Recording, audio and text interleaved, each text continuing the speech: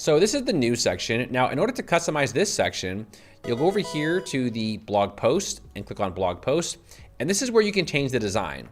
So here we have simple, and essentially this turns it into a more simple approach. We also have enhanced grid, which gives us this really kind of unique looking style grid look, right? And then we have the classic, which is just like a classic blog style, and so on and so forth. You can also add a blog title to this. So this is the blog title. So this is using type 1, and we also have type 2.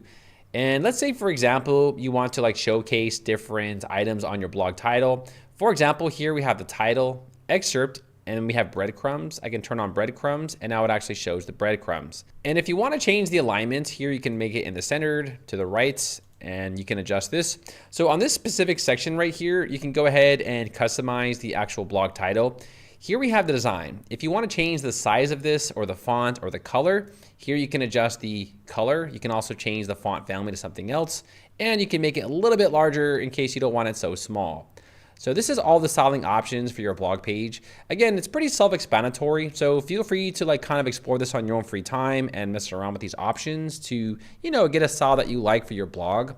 Now, the last thing I want to talk about before we jump into blog post is the actual blog post structure. So here I'll click on single post, and then I'll just go ahead and click on one of these articles. So this is the actual structure right now, but here we have 3 other structures. So we have narrow width,